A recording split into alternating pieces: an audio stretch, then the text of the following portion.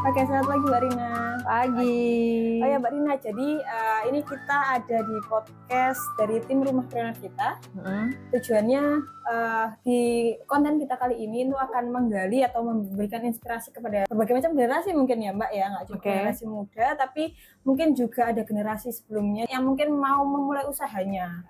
Kalau di YouTube kita, nama konten kita adalah Pejuang UMKM. Jadi nggak harus punya fasilitas yang banyak untuk memulai usaha, tapi dengan kondisi apapun itu, depannya masyarakat di Indonesia ini ada kesempatan semua untuk membangun usahanya masing-masing lewat caranya masing-masing juga. Nah, di video kali ini ya, kita akan menguak nih latar belakang dari Mbak Rina dan apa aja usaha yang sedang Mbak Rina jalankan sekarang. Mungkin kita bisa kenalan dulu Mbak Rina ke teman-teman. Mbak Rina ini namanya siapa, lalu usahanya apa? Oke, saya namanya Rina. Usaha saya namanya Banua Service. Banua Service. Ya, yang ada di Surabaya, Jalan Ngagel nomor 131A. Bisa cuci, servis, salon mobil, ganti oil, sama jual beli mobil. Itu jasa yang... Jadi cukup banyak ya, Banua ya tadi ya Mbak namanya? Iya benar. Oke, bisa diulangi lagi, Banua, alamatnya di mana tadi Mbak? Jalan Ngagel nomor 131A, Surabaya. Oke, di Surabaya ya. Kalau lebih detailnya lokasinya di dekatnya Marvel ya ini ya Mbak ya? Marvel City. Transmart apa ya? Ngagel. Jadi mungkin mau mulai usahanya Mbak ini dari mana sebenarnya? Karena kan banyak itu ya. Mbak juga kalau nggak salah usia Mbak cukup muda nih kalau dari tampilannya. Usianya Mbak sekarang berapa kalau boleh tahu? Saya 29 tahun. 29 tahun. Jadi masih terhitung cukup muda lah ya. Untuk khususnya Mbak punya macam-macam usaha tadi, nggak cuma satu. Mungkin bisa disampaikan ke kita semua nih Mbak, usahanya dimulai dari apa? Lalu kalau boleh tahu latar belakang usahanya ya, mulai berdiri kapan, kenapa, baik itu Mbak atau keluarga yang melanjutkan atau yang memulai, itu kenapa memilih usaha ini? Oke, perusahaan ini tuh kalau nggak salah dari ayah saya itu sudah ada dari tahun 1993 kalau nggak 4. 93, oke. Banua Service adalah salon mobil, kecantikan dan juga cuci mobil pertama di Surabaya tahun 93-94. Karena saya lahir tahun 95.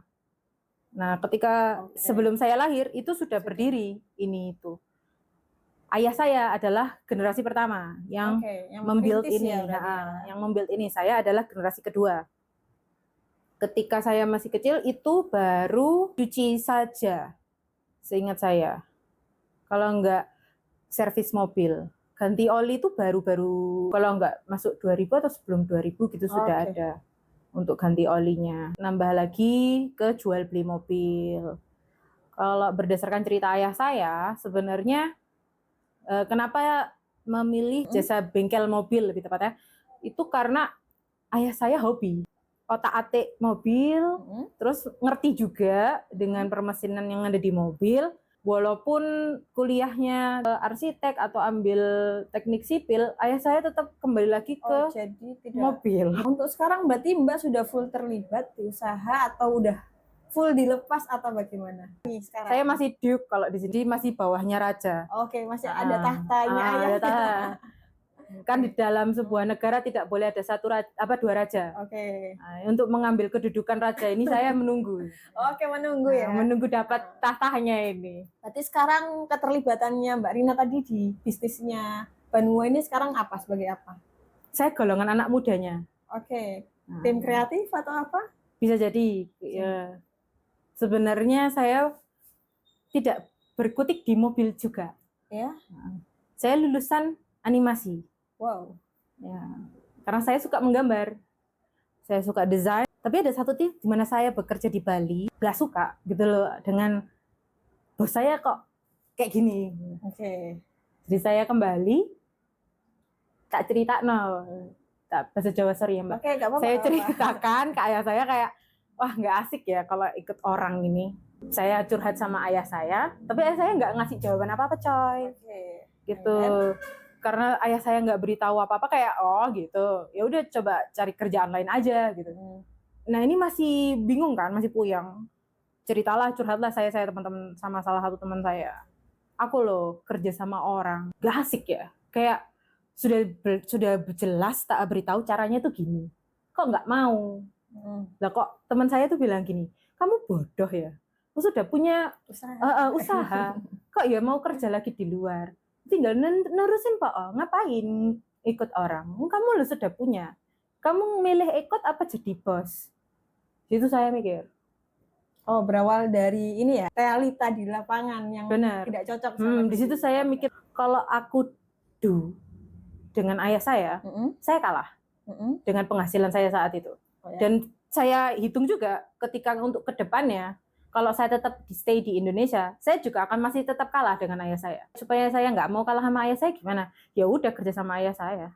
Untuk sekarang berarti ini udah berapa tahun nih kerja? Maksudnya yang di Bali kemarin? Di Bali itu 2020. Saya pas COVID itu saya keluar. Pas banget karena pas COVID 2019 itu di Bali sudah mulai ancang-ancang ada virus baru sebelum tersebar di Indonesia ya. Oh ya. Sebelum masuk sebenarnya di Bali itu sudah ada berita bahwa ada virus dari turis China yang sudah bawa berita-berita itu dan itu sudah masuk ke pemerintahan kota Bali kan. Saya sudah dapat berita itu, saya pulang saya sudah beritahu kayak di Bali ada virus baru deh, tapi nggak tahu apa lah kok beberapa itu muncullah COVID itu. Makanya kok tepat banget. Jadi sekali ini ya maksudnya ada di lapangan ada kejadian seperti itu dan posisinya nggak pas juga sama bosnya yang lama dulu, sekalian saya keluar aja ya. Benar. Berarti setelah waktu ngambil keputusan keluar dari kerjaan di Bali itu maksudnya sudah ada pikiran untuk gabung sama ayah ngelanjutin bisnisnya? Sudah. Berarti sebelum keluar dari kerjaan yang di Bali itu? Saya itu masih bingung apakah harus saya pertahankan pekerjaan ini. Saya bakal kayak gini sampai berapa tahun? Apa ya? Jiwa muda itu jiwa ambisinya sangat tinggi. Kalau dilihat dalam jangka waktu 2 tahun, 3 tahun, gajiku udah berapa? Dengan kondisi saya sudah berpengalaman 3 tahun menjadi animator. Pas saya searching, lah kok sama? Oke lah, buat 5 tahun. Saya apakah sudah naik menjadi senior? Dan gajinya berapa kalau jadi senior? Saya bandingkan itu semua. Terus kayak, loh, kok besar ini ya? Akhirnya saya putuskan itu untuk keluar dari perusahaan. Terus setelah keluar dari perusahaan saya pulang pas banget COVID. Masa COVID adalah masa-masa di mana orang mulai mengempeskan dompetnya ya. Jadi jarang banget orang tuh benar-benar menghamburkan uang. Untuk kondisi bengkel ini nggak terlalu ramai seperti sebelum COVID. Di situ saya belajar. Kayak mobil ini butuhnya apa, oli itu apa, bedanya yang 530, 540 itu apa, guna silikon itu apa, itu saya belajar ada kayaknya setahun 2 tahun. Oke, ini menarik ya. Berarti sebelum memutuskan untuk bergabung sama Papa, itu pernah ada tawaran nggak? Kamu teruskan aja lah bisnis itu, nggak usah apa itu animator. Tidak. Nggak pernah ya? Tidak. Jadi nggak ada. Tidak pernah ditawar. Tidak pernah ditawar. Tapi suka diceritakan. Dengan cara itu loh, anaknya si A ngelanjutin usaha bapaknya. Itu loh anaknya si B ngelanjutin usaha bapaknya. Pinter ya caranya. Tapi saya ya nggak gubris. Kayak itu kan dia, bukan aku. Beda lagi kalau aku. Sebelumnya emang tidak merasa bisnisnya tidak menarik atau tidak ingin coba yang lain, nggak mau ikut ayah, itulah sekedar itulah, atau apa alasan? Ini bedanya apa yang dilakukan ayah saya dengan apa yang dilakukan orang yang kayak punya PT Mayora, PT Unilever. Adalah saya tidak diturunkan ke bengkel ini sejak saya kecil. Itu bedanya ayah saya dengan PT-PT besar. Dan itu membuat rasa cinta saya akan perusahaan ini itu 0%. Yang saya tahu, saya bisa hidup dari sini. Tapi bukan berarti saya tidak bisa tanpa usaha ini.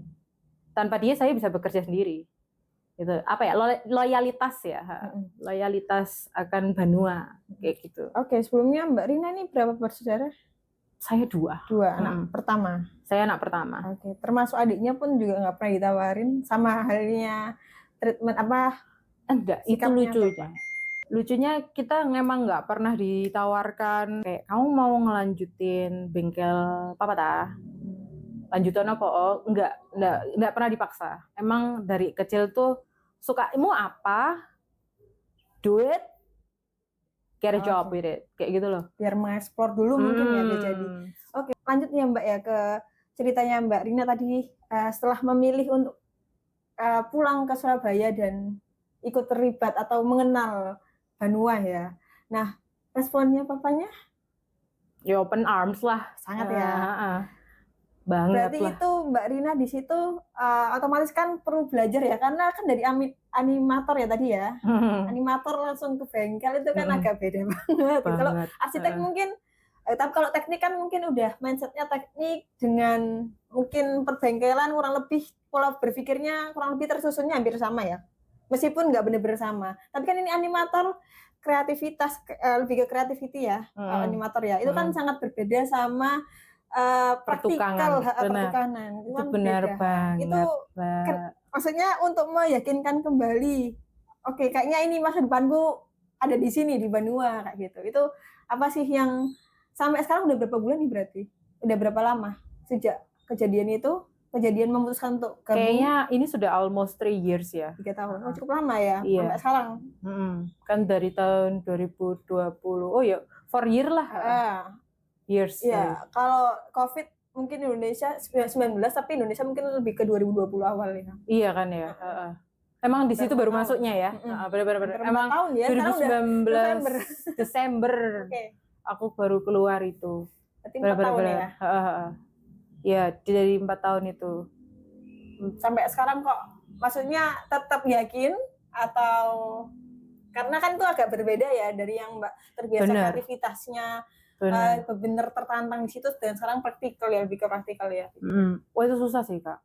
Itu benar-benar banyak. Saya perempuan. Oke.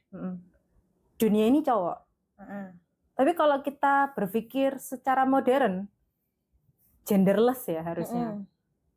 Tapi Surabaya itu belum genderless. Karena saya perempuan. Kalau saya bertanya, belum tentu dianggap serius. Jadi saya tanya cuma sama ayah saya. Ya, apalagi kalau terkait ini ya, apa perbengkelan atau cuci mobil ini ya. Benar. Sedikit susah untuk maju terlalu dalam. Di situ saya masih harus benar-benar cari kayak teman yang bisa diajak ngobrol tentang pertanyaan saya mengenai mobil, karena saya belum 100% mengerti nih. Kalau lebih dalam dari ilmu yang sudah saya dapatkan, saya langsung tanya sama ayah. Untungnya masih ada. Makanya saya masih belajar sedikit-sedikit kayak ini apa? Kok ya alhamdulillahnya saya bisa bahasa Inggris. Apa yang ada di mobil itu mengandung bahasa Inggris. Ini ya petunjuknya ya rata-rata. Iya, semuanya. Lebih gampang itu masuk ke ilmu saya ketika saya cuma tinggal membaca. Oh, ini maksudnya cuma untuk buat bersihin tar. Tar itu adalah kotoran. Oh, ini cuma ini. Itu kekuatan saya. Di saat dalam produk, kalau dia tanya, Mbak ini produknya buat apa? Saya baca. Oh, ini buat ini Pak, buat pelumas. Oh, yang ini buat elektrik Pak. Elektrik itu apa aja Mbak? Oh, yang di aki situ buat bersihin kayak gini. Untungnya bahasa Inggris yang saya mengerti. Jadi saya gampang juga mempelajari. Tapi juga ada beberapa yang saya belum mengerti sampai sekarang, itu kelistrikan. Oh ya, ternyata ada juga ya? Iya ada, itu juga harus dipelajari juga. Mungkin kalau orang-orang ini ya, mereka kan sekolah kan bisa 3-4 tahun. Kalau papanya Mbak Rina kan berawal dari hobi, jadi ada belajar dulu sebelumnya gitu. Sedangkan Mbak Rina kan kayak dari nol ya. Suka ya. Itu susah loh Mbak. Benar-benar. Apa yang kita sukai itu kan gambar, terus tiba-tiba ke arah otomotif. Beda banget. Nah, kan pertanyaan di sini, gimana caranya kakak bisa melanjutkan ini? Jawabannya susah, karena saya sukanya gambar. Terus dijatuhkan ke sini tuh kayak dipaksa. Tapi realita berkata lain. Ini sampai saya benar-benar searching, bener tak yang tak lakukan ini? Sampai ada orang bilang gini, rezeki itu bukan dari suka aja loh. Benar. Di situ kayak oh berarti bisa jadi rezekiku emang di sini. Ya ini mungkin jadi permasalahan usia yang masih muda-muda ya. Benar. Di usia 20-30 itu kan fase-fase kadang kita terombang-ambing ya. Sebenarnya sesuai jurusan enggak, sesuai kan sekarang itu ini ya Mbak, rame ikigai. Tahu ya, ikigai. Misalnya kita kerja itu sesuai, kita harus cari kerjaan yang sesuai passion, dan kita dibayar. Dan itu otomatis nggak semudah itu. Dengan posisi lowongan kerja di Indonesia tidak seterbuka itu, penggajiannya juga setidak merakyat itu juga. Jadi itu aku sendiri pun sampai sekarang ya udah kerja dalam arti apa yang bisa aku kerjakan, apa yang bisa membayar aku kayak gitu. Cuma jatuhnya ke Mbak kan di sini dihadapkan oleh pilihan yang Mbak bisa memilih. Nah, maksudnya bukan dihadapkan oleh ya aku adanya ini kok, ya udah aku kerjakan. Ini kan Mbak bisa memilih ya antara meneruskan hobinya Mbak atau Mbak tetap kekeh sama passionnya. Dalam arti Mbak turun di Banua dengan posisi ya Mbak nggak suka pertama, terus Mbak juga harus belajar dari nol. Nah 4 tahun ya tadi ya, 4 tahun itu bukan waktu yang sebentar ya, maksudnya 4 tahun ini Mbak bertahan ini, dan arti kalau aku sendiri kadang apalagi anak muda itu gampang bosan ya. Apakah itu juga terjadi, Mbak?